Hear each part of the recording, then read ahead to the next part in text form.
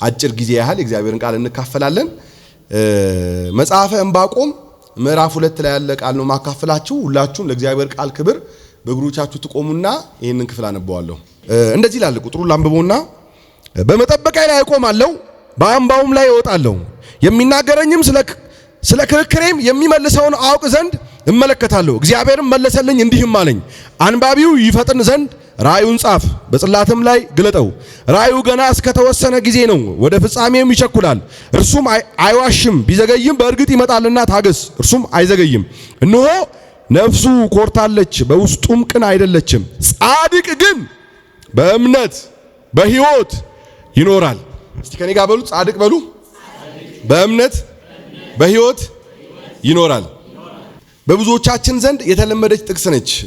በሁላችንም አፍ ውስጥ አጠፋም፣ በጸሎት ርዕሶችም አጠፋም። ጻድቅ በእምነት በሕይወት ምን ይላል? ይኖራል። ዛሬ ይሄንን ነው የምንማረው። ጻድቅ በእምነት በሕይወት ይኖራል። ምንድነው መጽሐፍ ቅዱስ ጻድቅ በእምነት በሕይወት ይኖራል ሲል ምንድነው እያለን ያለው? ከአንድም 4 ቦታ ይሄ ክፍል ተጠቅሶ እናገኛለን። ቀጥታ ዳይሬክት ቃል በቃል ይሄ ቃል ተጠቅሷል። ጻድቅ የሚኖረው በእምነቱ ነው። በምን የሚኖረው? በሕይወት የሚኖረው። ጻድቅን የሚያኖረው እምነቱ ነው የሚል ሐሳብ መጽሐፍ ቅዱሳችን ውስጥ አሉ። የመጀመሪያውን የምናገኘው ኦሪጂናል ሶርስ ተብሎ ለዚህኛው ለጻድቅ በእምነት በሕይወት ይኖራል ለሚለው ቃል ዋና ምንጩ ይሄ መጽሐፍ ነው፣ የዕንባቆም መጽሐፍ። የዕንባቆም መጽሐፍ እንደምታውቁት ይሄ ዕንባቆም የሚባለው ሰውዬ የስሙ ትርጉም አቃፊ የሚል ሐሳብ አለው። አቃፊ ነው። ዕንባቆም ማለት አቃፊ ማለት ነው። እና ይሄ ሰውዬ የይሁዳ መንግስት የሚያበቃበት ዘመን ላይ ያገለገለ ሰው ነው። እስራኤል ለሁለት ተከፍላ ነበር አይደለ? የሰለሞን ልጅ በነገሰ ጊዜ ለሁለት ተከፈለች። ከዛ በኋላ ባለ ዘመኗ 10 ነገድ የሰሜን ነገድ ተብሎ እስራኤል ተብሎ አንድ ላይ ሆነ። 2 ነገድ ደግሞ ይሁዳ ተብሎ አንድ ላይ ሆነ። ስለዚህ በዚህ በሁለቱ ነገዶች ይሁዳ ተብሎ በተሰየሙት በሁለቱ ነገዶች መካከል የሚያገለግል ሰው ነበረ እና ወደ ምርኮ ከመሄዳቸው የባቢሎን ምርኮ ከመሄዳቸው በፊት የመጨረሻዎቹ ዘመን ላይ ያገለገለ ሰው ነው። የመጨረሻዎቹ ዘመን ላይ ያገለገለ ሰው ነው ዕንባቆም። በምን ጊዜ ካላችሁኝ መከራ እየቀረበ ስደት እየቀረበ ነገር እየተበላሸ ባለበት ጊዜ ያገለገለ ሰው ነው። ስለዚህ ይሄ የዕንባቆም መጽሐፍ በምታነቡበት ጊዜ የምታገኙት ነገር ምንድነው ካላችሁኝ ክርክር ነው። እግዚአብሔር ፊት ሰውየው ምሬት ይዞ ቀርቧል። እግዚአብሔር ፊት ጥያቄ ይዞ ቀርቧል። እግዚአብሔር ፊት ክርክር ይዞ ቀርቧል። እግዚአብሔር ፊት ያልተመለሰልኝ ነገር አለ፣ እኔ መልስ ያላገኘሁበት ነገር አለ እያለ ዕንባቆም የሚጠይቅበት ነው። ዕንባቆም ይጀምራል ክርክሩን። ምዕራፍ 1 ቁጥር 1 ልክ እንደጀመረ ገና ምንድነው የሚለው? ልክ እንደጀመረ ሸክም አለኝ ብሎ ነው የሚጀምረው ዕንባቆም። እኔ ሸክም አለኝ ብሎ ይጀምርና ቀጥታ ወደ እንጉርጉሮ ይገባል። ማጉረምረም ውስጥ ይገባል። የዕንባቆም መጽሐፍ የማንጎርጎም መጽሐፍ ነው። ያጉረመርማል። ማጉረምረሙ ሲጀምር ደግሞ እንደዚህ ይላል፣ እግዚአብሔር ሆይ እኔ ለእርዳታ ጠራሁ፣ እማትመልስልኝ እስከ መቼ ነው? እኔ እርዳታ ካንተ ፈልጌ ጠራሃለሁ፣ አንተ ምን አትልልኝም? አትመልስልኝም። እኔ ያንተ እርዳታ ያስፈልገኛል፣ አንተ እኔን ግን ምን አትለኝም? አሰማኝም። እየመለስክልኝ አይደለም። ግፍ በዛ ብዬ እጮሃለሁ፣ እማትታደገው እስከ መቼ ነው? በምድሪቷ ላይ ግፍ በስቷል፣ አመጽ በስቷል ብዬ እኔ እየጮኩ ነው ያሉት። አንተ ግን ምን አትልልኝም? አትመልስልኝም። እሺ ባትመልስስ ችግር የለውም። ለምን ይሄንን በደል እንዳይ በሕይወት አኖርከኝ? አትመልስ እኮ ችግር የለውም። ግፍ በዛ ብዬ ስጮህ መልስ አትስጠኝ። ነገር ግን ይሄንን ግፍ እንዳይ ለምን ታረገኛለህ? ለምን ለቅሶ እንዳይ ታረገኛለህ? ለምን ሐዘን እንዳይ ታረገኛለህ? ብሎ ዕንባቆም የጥያቄ ናዳ እግዚአብሔር ጋር ያቀርባል። ለምን ዝም ትላለህ? ለምን ትዘገያለህ? ኃጢያን ጉልበተኛ ሆነው ሲያምፁ ለምን ዝም ትላለህ? ሕግ ሲላላ ፍትህ ሲላላ ለምን ዝም ትላለህ? ብሎ እግዚአብሔር ፊት ጥያቄ ያቀርባል። አሁንም የምንጮኸው ጩኸት ተመሳሳይ ስለሆነ እንዲህ ብሎ እግዚአብሔር ፊት ይጮሃል ዕንባቆም። እግዚአብሔር ይመጣና ደግሞ እንደዚህ ብሎ መለሰለት። ዕንባቆም ጨረስክ ሲለው እግዚአብሔርን የመስሚያ ጊዜ ያለው ዕንባቆም ሰማው። ከዛ እግዚአብሔር መጣና እንደዚህ ያለው፣ እናንተ ባወራችሁም አሰሙኝም፣ ብነግራችሁም አታዳምጡኝም። እንደውም ባቢሎናውያን ከለዳውያንን እናንተ ላይ አስነሳና አጠፋችኋለሁ። ደነገጠ ዕንባቆም። እኔ እኮ የጸሎት መልስ ነው የጠየቅኩ፣ እኔ እኮ የጠየቅኩ ምንድነው የምትለን ነው ያልኩ ሲባል ኖ ይሏል። እንዴ እንደውም ከለዳውያንን አስነስቼ አጠፋችኋለሁ፣ ይሁዳ ጠብቁኝ እግዚአብሔር ብሎ ይመልስለታል ዕንባቆም። እነዚህ ከለዳውያን የሚባሉት እዚህ መጽሐፍ ላይ ስታነቡ በጣም የሚያስፈሩ ናቸው። የመጀመሪያው ምን ይላቸዋል? ስለዚህ ሰዎች ሲናገር የራሳቸው ያልሆነ ነገር ሁሉ ለመውረስ የሚሄዱ ናቸው ከለዳውያን። የነሱ አይደለም መሬቱ ለመውረስ ይመጣሉ፣ ችግር የለባቸውም ይላል መጽሐፍ ቅዱስ ሲናገር። የሚያስፈሩና የሚያስደነግጡ ናቸው ይላል። ከዛስ ፈረሶቻቸው ከነብር ይልቅ ፈጣኖች ናቸው። እሺ ከማታ ተኩላ ይልቅ ጨካኞች ናቸው። ነጥቆ ለመብላት እንደሚቸኩል አሞራዎች ናቸው። ከዛስ ጉልበታቸው አምላካቸው ነው ይላል።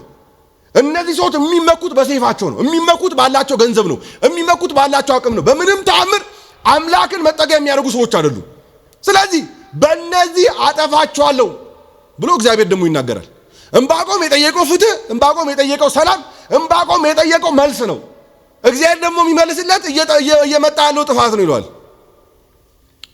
ከዛ ዕንባቆም ተመልሶ ይመጣና እግዚአብሔር ሆይ በዘላለም ዙፋን ላይ ስትኖር የቅድስና እንከን የለብህም፣ አንተ ነውር የለብህም፣ በፊትህ ኃጢአት የለም እና እንዴት በእነዚህ አመፀኞች ቅጣት በሚገባቸው እንዴት እኛን ትቀጣናለህ? እንዴት? እኔ እኮ እንደውም የጠየቅኩ የጸሎት መልስ ነው። አንተ ጭራሽ እቀጣቸዋለሁ ትላለህ። እምትቀጣንም በባቢሎን መጥፋት በሚገባው ሕዝብ እንዴት ትቀጣናለህ? እንዴት በባቢሎን የኪዳኑን ሕዝብ ትቀጣለህ? እንዴት? አያችሁ፣ ብዙዎቻችሁ አሁን በየቤታችሁ እንዴት የምትሉት ጥያቄ አለ። አንተ እያለህ እንዴት? አንተ እያለህ እንዴት? ዛሬ ለሱ መልስ ይዘን እንውጣለን። አንተ እያለህ እንዴት? ዕንባቆም አለ አንተ እያለህ እንዴት እኛ በእነሱ እንቀጣለን? ከዛ ምዕራፍ 2 ላይ እግዚአብሔር መጣና ደግሞ ድጋሚ ከዕንባቆም ጋር ክርክሩን ቀጠለ። ዕንባቆም ሆይ አሁን ስማኝ አለው። ጻድቅ በእምነት በሕይወት ይኖራል። ምን እያለው መሰላችሁ? መከራው አይቀርም፣ ጭንቀቱ አይቀርም፣ ባቢሎናውያን መምጣታቸው፣ ጨካኞቹ መምጣታቸው፣ ከነብር ይልቅ ፈጣኖች የሆኑ በሰይፋቸው የሚታመኑ መምጣታቸው አይቀርም አለ። በዛ ሁሉ ውስጥ ግን አለ ጻድቅን አላስነካም። ምን እያለው እንደሆነ ታውቃላችሁ?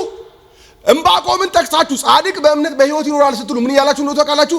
እግዚአብሔር ስላለ ከውጫዊ ነገር የተጠበቅን። ውጫዊ ነገር ቤታችሁን እንደፈለገ መነቅነቅ አይችልም። ባቢሎን ይምጣ፣ ጻድቅ በእምነቱ በሕይወት ይኖራል። ገዳይ ይምጣ፣ ጻድቅ በእምነቱ በሕይወት ይኖራል።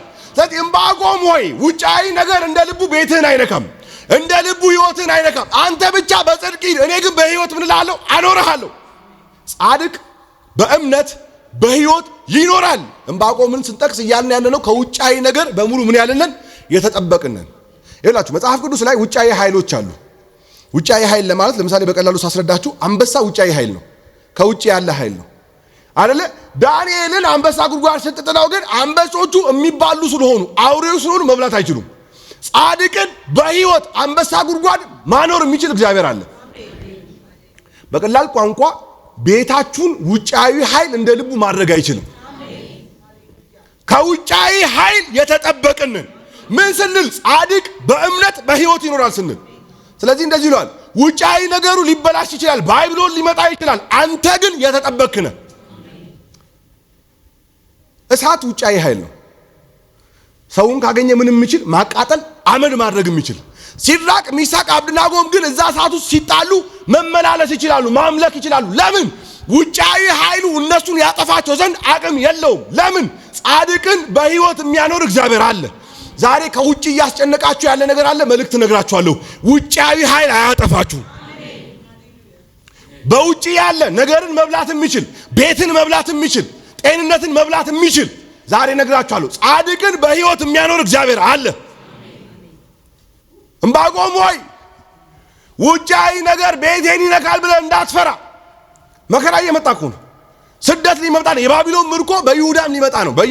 በእስራኤል የተጀመረው ወደ ይሁዳ እየመጣ ነው። የባቢሎን ምርኮ ወደ እናንተም ቢመጣ በሕይወት አስቀጥላችኋለሁ።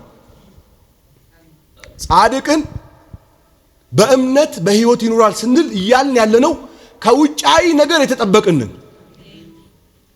እግዚአብሔር ምስክሬ ነው። ውጫዊ ነገር ቤታችሁን ያዘ ማለት መጨረሻ አይደለም።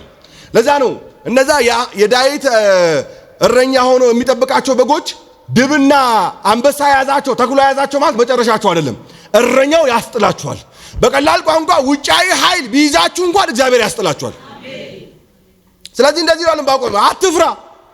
ውጫዊ ኃይል ቢመጣ እንኳን ምን አትልም፣ አትጠፋም። አያችሁ፣ አዲስ ኪዳን ላይ ሄዳችሁ ስትመለከቱ ጳውሎስን አውራጢስ የሚባል መርከቡን ሰባብሮ 14 ቀን ምግብ ሳይበሉ ጨለማ ውስጥ ካቆያቸው በኋላ ሊያጠፋቸው አልቻለም። ውጫዊ ኃይል ነው። እግዚአብሔር ካለ ውጫዊ ኃይል ምን አይደለም፣ አያጠፋንም። አይ እፉኝ ስትነድፈው ያልገደለችው መግደል ስለማትችል አይደለም። በ3 ማይክሮ ሰከንድ እምገል ፍጥረት ነች እፉኝት። መርዟ በ3 ሰከንድ ጸጥ ልብህን ቀጥ ያደርገዋል። ጳውሎስን ስትነድፈው አራክፎ የቀጠለ ከውጫዊ ኃይል የተጠበቀ ስለሆነ ነው።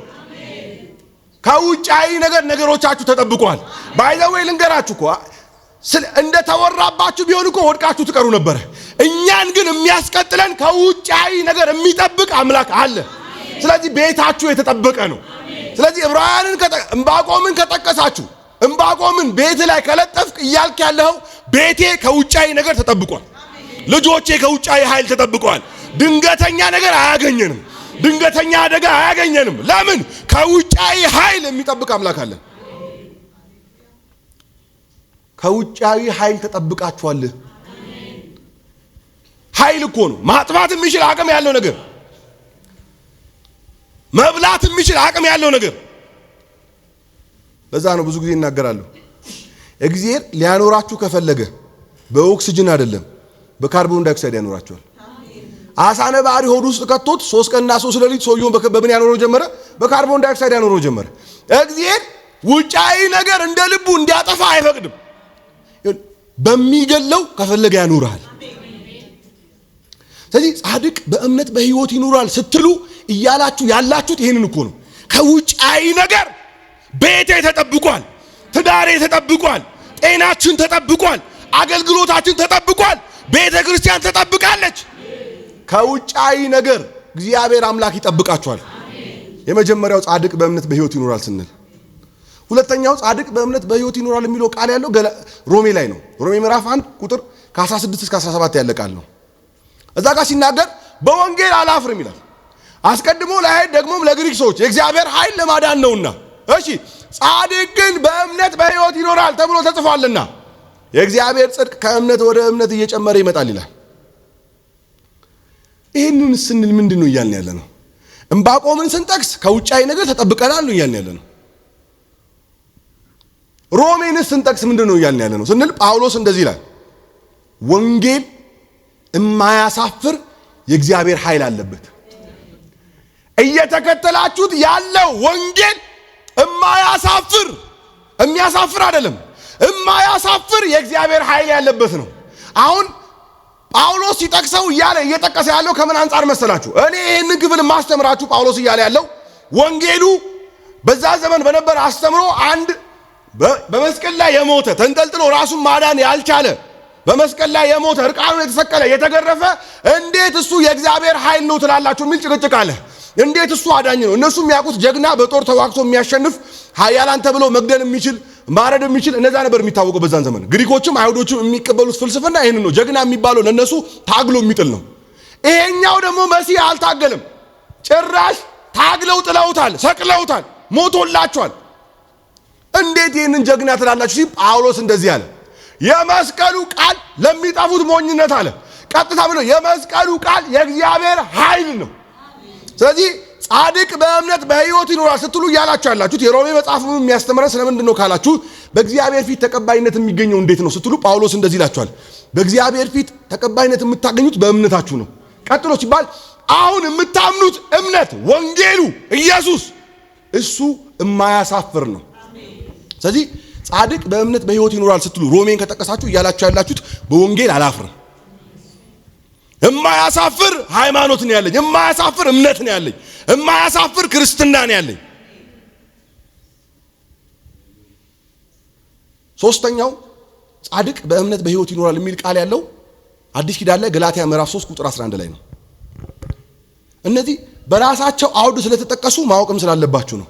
ገላትያ 3:11 ላይ ያለው ቃል እንደዚህ ይላል፣ ማንም ሰው በእግዚአብሔር ፊት በሕግ እንዳይጸድቅ ግልጽ ነው ይላል፣ ጻድቅ ግን በእምነት በሕይወት ይኖራል። እዚህ ጋር ደግሞ የገላትያ መጽሐፍ እንደምታውቁት ሰዎች እግዚአብሔር ፊት መቀጠል ከብዷቸዋል። አይበቃም፣ ሕግ አይበቃም።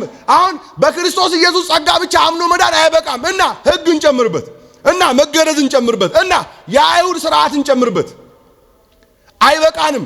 እንዴት አምነን ብቻ ተቀበለን እንላለን? እንዴት አምነን ብቻ ዳንን እንላለን? ሲሉ ጳውሎስ እንደዚህ ይላቸዋል፣ ማንም ሰው እግዚአብሔር ፊት ተቀባይነት የሚያገኘው በእምነቱ ብቻ ነው። በቀላል ቋንቋ ቤታችሁ፣ ሕይወታችሁ፣ አገልግሎታችሁ ከእግዚአብሔር ጋር መቀጠል የሚችለው ኢየሱስን እስካመናችሁ ድረስ ብቻ ነው። ኢየሱስ እስካለ በቤታችሁ እግዚአብሔር አለ። ኢየሱስን የምትል ነፍስ በሙሉ አጠገባው እግዚአብሔር አለ። ስለዚህ ጳውሎስ እንደዚህ ይላችኋል፣ ከእግዚአብሔር ጋር የሚያስቀጥላችሁ ሌላ ነገር አይደለም። ጻድቅን በሕይወት የሚያኖረው እምነቱ ከሆነ በክርስቶስ ላይ ያላችሁ የልብ እርግጠኝነት ነው። ሕግንም ባትጨምሩ ባትገረዙ አይደለ? ጳውሎስ ከፈለጋችሁ ተጎመዱት ይላችኋል አይደለ? እንገረዝ ብሎ ሲጨቃጨቁ መገረዝ አይደለም፣ ከፈለጋችሁ ሙሉ ለሙሉ በሉት ተቆረጡት ብሎ ምዕራፍ 5 ላይ ይላችኋል፣ ያስተምራችኋል። ለምን መሰላችሁ? እግዚአብሔር ፊት የሚያቆየን ምንድነው የሚል ጥያቄ ካለባችሁ፣ ቤታችሁን እግዚአብሔር ፊት የሚያቆየው ኑሯችሁን ከእግዚአብሔር ጋር የሚያቆየው ምንድነው ካላችሁ፣ ጳውሎስ አንድ ነገር ይላችኋል። ገላትያ ምዕራፍ 3 ቁጥር 11 ላይ ሲጠቅሰው ይሄንን ቃል የጠቀሰው ከምን አንፃር መሰላችሁ? እግዚአብሔር ፊት ተቀባይነት ያለው በእምነትና በእምነት ብቻ ነው። ጻድቅ በእምነት በሕይወት ይኖራል። ሶስተኛው አራተኛው ቃል ያለው ዕብራውያን ምዕራፍ 10 ቁጥር 38 ላይ ነው። ዕብራውያን ምዕራፍ 10 ቁጥር 38 ላይ ይሄኛው ቃል አለ። እሱን ቃል እናንብበው እስቲ። እንደዚህ ይላል፣ ጻድቅ ግን በእምነት ይኖራል፣ ወደ ኋላም ቢያፈገፍግ ነፍሴ በእርሱ ደስ አይላትም። እኛ ግን ነፍሳቸውን ሊያድኑ ከሚያምኑት እንጂ ወደ ጥፋት ከሚያፈገፍጉት አይደለንም። አሁን እዚህ ጋር ደግሞ በሌላ አውድ ነው የተጠቀሰው። ጻድቅ ተመሳሳይ ቃል እኮ ነው። ጻድቅ በእምነት በሕይወት ይኖራል፣ ጻድቅ በእምነት በሕይወት እየተደጋገመ ያለው ግን በተለያየ አውዶች በተለያዩ መልእክቶች ነው። እዚህ ጋር ሲመጣ ግን እንደዚህ ይላል፣ ጻድቅ በመኪና ብታስቡት የኋላ ማርሽ የለው። ጻድቅ መንገዱ ወደ ምን ብቻ ነው? አምስተኛ ታስገባለህ፣ 7ም 8 እያልክ ወደፊት ሄዳታለህ። ምን እንጂ ምን አትልም፣ አትመለስም። ጻድቅ ሕይወቱ የኋላ ማርሽ የለውም። የጻድቅ ሕይወት መንገዱ ወደፊትና ወደፊት ብቻ ነው። ቢያፈገፍግ ወደ ኋላ ነፍሴ ፈጽማ በሱ ምን አትልም፣ ደስ አትሰኝም። እርፍ ይዞ ወደ ኋላ በሚል ኢየሱስ ክርስቶስ ብሏል። ነፍሴ ፈጽማ ትጠየፈዋለች ይላል መጽሐፍ ቅዱስ ሲናገር። ስለዚህ እዚህ ጋር ደግሞ ዕብራውያን ጸሐፊ ይህንን ጥቅስ ሲጠቅስ አንድ ነገር ነው እያላቸው፣ ካመናችሁ እስከ መጨረሻው መኑ። ጌታን ብላችሁ መንገድ ከጀመራችሁ እስከ መጨረሻው መሃል ላይ መመለስ ምን አይልም አይቻልም። የቻይና ሯጭ አትሁኑ ነው በሌላ በመደበኛ ትርጉም። በእኛ ትርጉም የቻይና ሯጭ አያችሁ ሩጫ ሲጀምር ጢር ብለው ይወጡና በቃ ዘጉት። ኢትዮጵያውያን ተሸነፉ ምናምን ስትሉ የሆነ ሰዓት ላይ ሃይላንዳቸውን ይዘው ወክ እያደረጉ ነው። የብዙ ጴንጤ ህይወት የቻይና ሯጭ መንፈስ የተመታ ብዙ ሰው ይላል የዕብራውያን ጸሐፊ ደከማቸው፣ መከራ አደከማቸው፣ ስደት አደከማቸው፣ ስቃይ አደከማቸው። ስለዚህ ከክርስቶስ ትንሽ ጊዜ መከራው እስኪያልፍልን ፈቀቅ እንበል ሲባል የዕብራውያን ጸሐፊ ያላቸው ጻድቅን በእምነት በሕይወት የሚያኖረው ተጣብቆ እስከ መጨረሻው መሄድ ነው። እርፍ ይዞ ክብር ይዞ ወደ ኋላ ለኛ ምን አላለም አልተጻፈም። ኢየሱስ ጋር ከተደረሰ በኋላ ወደ ኋላ መመለስ የለም። ስለዚህ በቤታችሁ ጻድቅ በእምነት በሕይወት ይኖራል ስትሉ እያላችሁ ያላችሁት እነዚህን አራት ነገር ነው። በደንብ አስተውሉ እስቲ። ከኔ ጋር ጻድቅ በሉ። በእምነት በሕይወት ይኖራል። ምንድነው ስንል ከውጫዊ ነገር ቤታችን የተጠበቀ ነው። አይምሰላችሁ፣ እግዚአብሔር አምላክ የእያንዳንዳችን ነገር ጠብቆ እንጂ እንደ መናፍስቱ ዓለም ምኞትና ተጽዕኖ ቢኖር ኖሮ አንዳችንም ቸርች አንገናኝም ነበር። አንዳችንም ብንሆን እንደ ጨለማው ዓለም አገዛዝ ሲስተም ቢሆን ኖሮ እነ ጳውሎስን ለመግደል እንደደከሙት እንደዛ እንደ መናፍስቱ ዓለም ተጽዕኖ ቢሆን ኖሮ አንዳችንም እዚህ አንቆምም ነበር። ነገር ግን ከውጫዊ ኃይላት ሁሉ የሚጠብቀን አምላክ አለ። ቤታችሁን የሚጠብቅ፣ ልጆቻችሁን የሚጠብቅ፣ ትዳራችሁን የሚጠብቅ፣ ስራችሁን የሚጠብቅ ጻድቅ በእምነት በሕይወት ይኖራል ስትሉ እንዲህ ያለ ኮንፊደንስ አላችሁ። ከውጫዊ ነገር ከየትኛውም ከውጪ መጥቶ አታክ ከሚያደርገኝ ነገር በሙሉ ተጠብቄ ቤቴ ተጠብቋል። ከውጫዊ ነገር ተጠብቃችኋል። አያችሁ፣ እግዚአብሔር እሳት ውስጥ እንዳይገቡ አላደረጋቸውም፣ ገብተው ግን እንዳይቃጠሉ አደረጋቸው። እግዚአብሔር ሳትገባ አይደለም ገብተህም ያድንሃል። ሳትያዝ አይደለም ተያይዘህም ያድንሃል። ሳትታመም አይደለም ታመም ይፈውሳል። አንበሳ ጉድጓድ እንዳይገባ አላደረገውም። አንበሳ ጉድጓድ ውስጥ ገብቶ ግን እንዲተኛ ነው ያደረገው። አንዳንድ ጊዜ ስትገቡ ዝም ሲል ሊያስበላችሁ አይደለም ተአምራት ሊያሳያችሁም ጭምር። ስለዚህ ከውጫዊ ነገር ዛሬ አንድ ኮንፊደንስ ይኖራችሁ፣ እግዚአብሔር ስላለ ነገራችሁ ከውጫዊ ነገር ተጠብቋል። ብዙ ሰው የሚያጣው ይሄንን ነው። በጣም ኢንሰኪውርድ ነን ብዙ ነገር ላይ አይደለ? በተለይ በዚህ ጊዜ ላይ መንቀሳቀስ የሚያስፈራ ሁሉ ነገር የሚጨንቀት ጊዜ ነው አይደል? ጌታ ምስክሬን ነው የምላችሁ። እኔ አንድ ጊዜ የሆነ ነገር ገጠመኝ እና እንዲህ አንግል ይዙኝ ምናምን አጋጠመኝ። አገልጋይ መሆን አስቸጋሪ ነውና ሱፍ ለብሰህ ስትሄድ በቃ ሩጫም ማትችል ነው የሚመስላቸውና አይደለም መደባደብ ማትችል አላልኩኝም፣ ሩጫ ማትችል እንዴ 100 ሜትር ቦልት ራሱ እንደኔ አይሮጥም። ሮጫ አመለጥኩ 100 ሜትር። ስለዚህ እኛ ግን የተጠበቅን አያችሁ፣ እግዚአብሔር አሳልፎ አይሰጠን። አንዳንድ ጊዜ ህይወታችሁን ስትመለከቱ እግዚአብሔር የሌለበት እንዳይመስላችሁ። አያችሁ፣ አንበሳና ድብ የዳዊትን በጎች ያዘ ማለት መጨረሻቸው አይደለም። እረኛውም ስለሌለ አይደለም። ዳዊት እንዴት አድርጎ እንዲያስጥላቸው እንዲያውቁ እግዚአብሔር ስለፈለገም ጭምር ነው። ተያዛችሁ ማለት ማብቂያው አይደለም። ታመማችሁ ማለት መጨረሻችሁ አይደለም። የሚፈውስ እግዚአብሔር አለ። መጽሐፍ ቅዱስ ሲናገር ስለ ፈውስ ስታስቡ ባይዘው በጣም ኮንፊደንስ እንዲኖራችሁ ፈልጋለሁ። ወደ ቤተክርስቲያን ስትመጡ በጤና አቅጣጫ እንዲጸልይላችሁ ስትፈልጉ በጣም ኮንፊደንስ እንኖራችሁ፣ ባለመብት እንኖራችሁ ተሰምታችሁ። ባለመብት ስላችሁ መጽሐፍ ቅዱስ ሲናገር እግዚአብሔር አምላክ ፈዋሽ አምላክ ነው ይላል። እግዚአብሔር የሚታመም መልአክ የለውም፣ የሚታመም ስብዕና የለውም። ፈዋሽ ሆኖ ለኔና ለናንተ ብሎ ነው። ምንም ነገር ቢገጥመን የመፈወስ መብት አለን። መብት አለሽ፣ መብት አለ። ለምን ካልከኝ ከውጫዊ ነገር የሚጠብቅህ እግዚአብሔር ስላለ። ስለዚህ ስለ ቤታችሁ ስታስቡ፣ ስለ ልጆቻችሁ ስታስቡ፣ ስለ ጤናችሁ ስታስቡ ክፉ እኮ አለ፣ ጨለማ እኮ አለ። እግዚአብሔር ግን ከውጫዊ ነገር ጻድቅን በህይወት የሚያኖረው በእምነቱ ነው። ስለዚህ ዕንባቆም ሆይ አትጨነቅ። በላተኛ መምጣቱ፣ አስጨናቂ መምጣቱ አያስጨንቅህ። አንተን በዛ ሁሉ ሰልፍ በተከበበች ከተማ መሃል አስደናቂ ምህረቴን ገልጣለሁ፣ አስቀጥልሃለሁ። አያችሁ፣ ውጫዊ ኃይል ቢያጠፋ የሚያጠፋው የመጀመሪያ ሰው ዳዊትን ነበረ። ሳውል እንዴት ሲያሳድደው እንደነበር ታውቃላችሁ? ጦር ወርውሮ የማይስት ጀግና ሰው ዳዊት ላይ ጦር እየወረወረ ይስቷል። ጦረኛ እኮ ነው፣ አይስትም። ሳሙኤል ጦርነት በላከው ቁጥር ሳኦል እያሸነፈ ነው የሚመጣው። ዳዊትን ግን ከውጫዊ ኃይል ሊጠብቀው የታመነ አምላክ እግዚአብሔር ስላለ እንደፈለገ ጦር ስለወረወረ አያገኙም፣ ይጠብቀው ነበረ። የሚወረወርባችሁ ሁሉ ቤታችሁን አያገኙም። የሚጠብቅ አምላክ አለ። አያችሁ፣ መጽሐፍ ቅዱሳችን ሙሉ ስናነብ ጻድቅ እግዚአብሔርን የቀረበ በሙሉ ከውጫዊ ነገር ተጠብቋል። ዛሬ እግዚአብሔር እነሱ የለም፣ የሚጠብቀው እናንተን ነው። ዛሬ እነዛኞቹ የለም። አሁን እነ ጳውሎስ እና አብርሃም የሚባሉ የሉም። ያለነው እኔና እናንተ ነን። የኔና የናንተ ነገር ግን እግዚአብሔር ከውጫዊ ነገር ሁሉ ምን ብሎታል? ጠብቆታል። ጻድቅን በእምነት በህይወት የሚያኖረው እግዚአብሔር ነው። በህይወት እንኖራለን። ሃሌሉያ! በህይወት እንኖራለን። ለምን ካላችሁን ጻድቅን በእምነት በህይወት የሚያኖር ማን ስላለ? እግዚአብሔር ስላለ። ስለዚህ ዕንባቆም ሆይ እንደ ገላትያና እንደ ሮሜ እንደ ዕብራውያን አይደለም። ይሄኛው ኮምፕሊትሊ ከውጫዊ ነገር ስለመጠበቅ ነው። እነዛኞቹ ከጽድቅ ጋር ከህግ ጋር አብሮ ከእግዚአብሔር ጋር ከመቀጠል ነው የሚነሳው። ይሄኛው ግን ኮንፊደንት ነው የሚሰጠው። አይዞ ምርኮ ብትሄድ እጠብቅሃለሁ። ወደ ምርኮ ብትወሰድ አንተን በዛ በህይወት ምን እልሃለሁ? አኖርሃለሁ።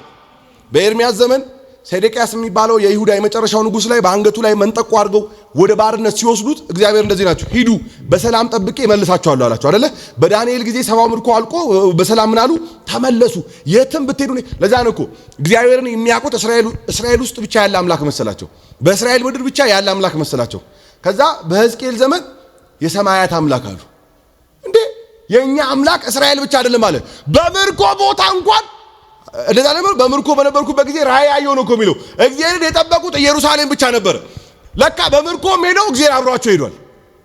ራእይ ያሳያቸው ነበር። እና እንደዚህ አሉ፣ ከውጫዊ ነገር በቀላል ቋንቋ የትም ብትሄድ አብሬክ ነኝ።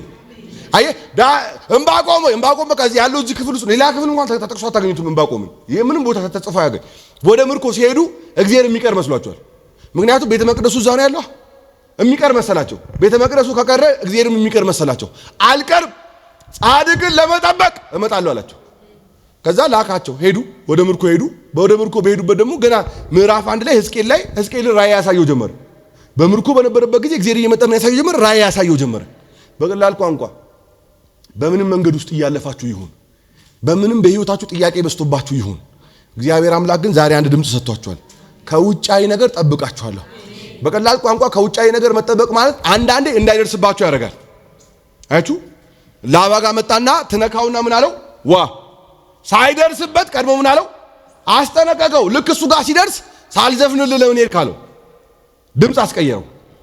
እነ በለዓም ጋር ስትሄድ ሳይደርሱ ያስጠላቸው ነበር። አንዳንዶቹን ግን ጉድጓድ እንዳይገቡ አያረጉም። ከገቡ በኋላ አንበሳውን እንዳይነክሳቸው ያደርጋል እግዚአብሔር።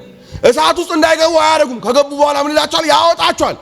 እፉኝቷ እንዳትነድፈው አላረገም። ከነደፈችው በኋላ እንዳትገለው ነው ያደረገው። በቀላል ቋንቋ ውጫዊ ነገር ተጽዕኖ በዛባችሁ ማለት መጨረሻችሁ አይደለም። እግዚአብሔር አምላክ ከእያንዳንዱ ነገር ምን ይላችኋል? ያስጥላችኋል። አንዳንድ ጊዜ ያበቃላችሁ ቢመስላችሁ እንኳን እግዚአብሔር ጣልቃ ይገባል።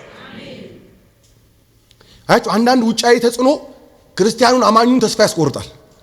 ከቸርች እንዲቀር ያደርጋል። ከአገልግሎት እንዲቀር፣ ከጸሎት እንዲቀር ያደርጋል። አንቀርም። የፈለገ ተጽዕኖ ቢመጣ እንቀጥላለን። ለምን? የሚያኖረን እግዚአብሔር ስላለ። ውጫዊ ተጽዕኖ ፋይናንስ ውጫዊ ተጽዕኖ ነው። እሱ ቆመ ብለን አናቆምም፣ እንቀጥላለን። የጤና ማጣት ውጫዊ ተጽዕኖ ነው። የሚፈውሰን እግዚአብሔር ስላለ እንቀጥላለን። ኢየሱስ ያድናል። አያችሁ ቤተክርስቲያን ከውጫዊ ተጽዕኖ ነፃ የምትወጡበት ስፍራ ነው። ወደዚህ ስትመጡ እግዚአብሔር አምላክ እያራገፈው የምትወጡት ነገር አለ። እንደተሸከማችሁ እንዳዘናችሁ አያችሁ። ምኩራብ ሴትዮዋ ጎብጣ ገብታ ቀና ብላ ነው የወጣችሁ። አንዳንድ ጊዜ ጎብጣ ልመጣ ትችላለህ፣ ነገር ግን ቀና ብለህም ትወጣለህ። ሰይጣን የማያውቀው እሱ ነው። እንደ ጎበት ገብተህ እንደ ጎበት እንድትወጣ እግዚአብሔር አይፈቅድም። ውጫዊ ተጽዕኖ በእያንዳንዳችሁ ቤት ቦታ የለውም። ዛሬ ውጫዊ ተጽዕኖ እያስለቀሳችሁ ያላችሁ፣ ውጫዊ ተጽዕኖ ሆዳችሁን ባርባር እያደረገ ያላችሁ እናንተ መልእክት አለኝ። ውጫዊ ተጽዕኖ መጨረሻችሁ አይደለም። ውጫዊ ተጽዕኖ የምትጠፉበት አይደለም። ውጫዊ ተጽዕኖ ማብቂያችሁ አይደለም። አያችሁ ሎጥ እንደ እግዚአብሔር ገነት የሆነችውን ሰዶምና ገሞራን ወስዶ ለአብርሃም የመረጠለት አሸዋና ደረቁ ምድር ነው። መልካሙን ተወስዶበት አብርሃም አረንጓዴ የሆነው ተወስዶበት ደግ የሆነው ጥሩ እንኳን አብርሃም እኮ ምረበዳ ላይ ሆኖ የማይመች ነገር ውስጥ ሆኖ ለሎጥ የመባረክ ምክንያት ነው። እሱ እየተንከራተተ ቃል ይዞ ወጥቶ ለሌላው የበረከት ምክንያት ነው። አንዳንድ ጊዜ እናንተ ምቹ ሁኔታ ውስጥ ሳትሆኑ ለሌሎች በረከት ሆናችሁ ከዛስ እነሱ መልካሙን መርጠው ሲሄዱ አንድ ነገር እርግጠኛ ሁኑ፣ ምረበዳውም ቢሆን እግዚአብሔር ስላለ ኤደን ይሆናል። በረሃውም ቢሆን እግዚአብሔር ስላለ ገነት ይሆናል። የኛ ደህንነት የኛ ሕያውነት ያለው በምናምነው በእግዚአብሔር ላይ ነው። ጻድቅ በእምነት በሕይወት ይኖራል። ከውጫዊ ነገር ተጠብቀናል። ድንገተኛ ነገር እንዳያሰጋችሁ የሚጠብቃችሁ እግዚአብሔር አለ።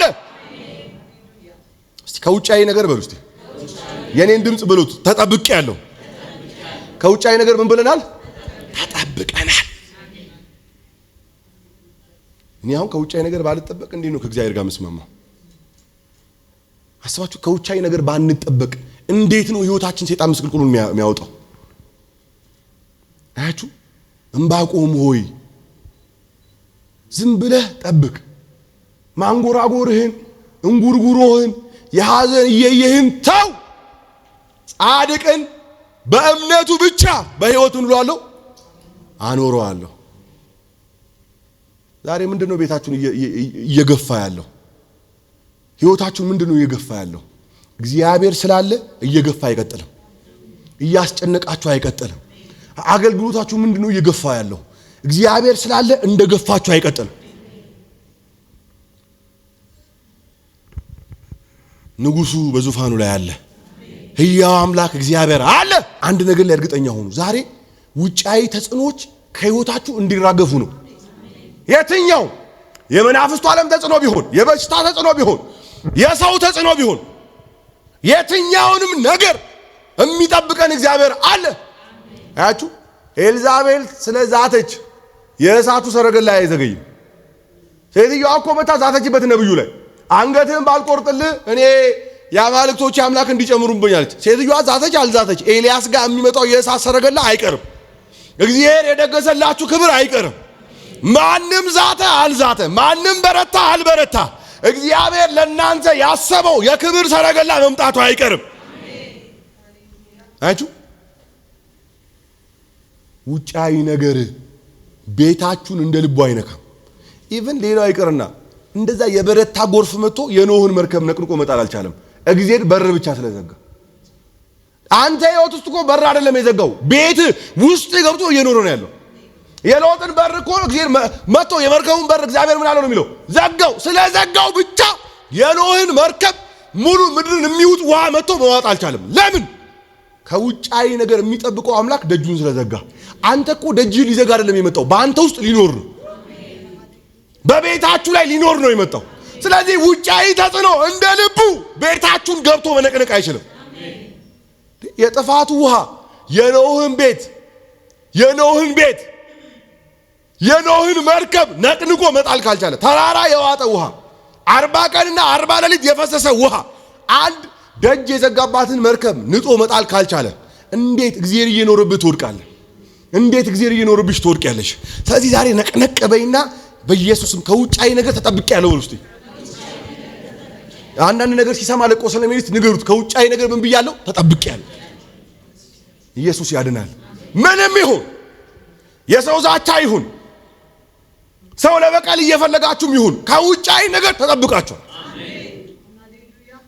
አሁን ሰይጣን ምን እንደሚፈልግ ታውቃላችሁ? ይሄንን እምነታችሁን መሸርሸር የሚፈልገው ከውጫዊ ነገር የተጠበቃችሁትን እምነት ይሸሸረሽርባችኋል። ሰዎች ስለናንተ ክፉ ሲያወሩ እኮ ይሄ የመጠበቃችሁን ነገር መሸርሸር ስለሚፈልጉ ነው። ኤልሻዳዩ ግን ሃሌሉያ፣ እሱ ግን ለክፉ አሳልፎ አይሰጣችሁ። ዳዊት ሲናገር እንደዚህ አለ፣ ጠላቴ እልል አይልብኝም። ማግላዲና ማሴፕላ እልል የሚል ጠላት እኮ ነው። ልጆቹ እልል ማለት ልጆቹ ጠላት ሆኖበት ከዙፋኑ ነቅለውት እነሱ እንኳን እልል አይሉም ማለት አንተ ስላለህ ገፉኛል፣ ገፉኝ፣ ይባሱን ወደ ከፍታ አውጡ።